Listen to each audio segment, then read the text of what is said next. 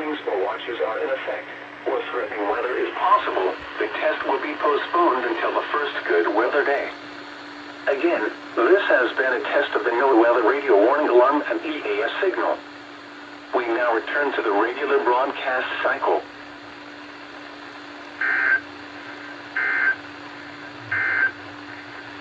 The area forecast for the peninsula, My reception is not good today.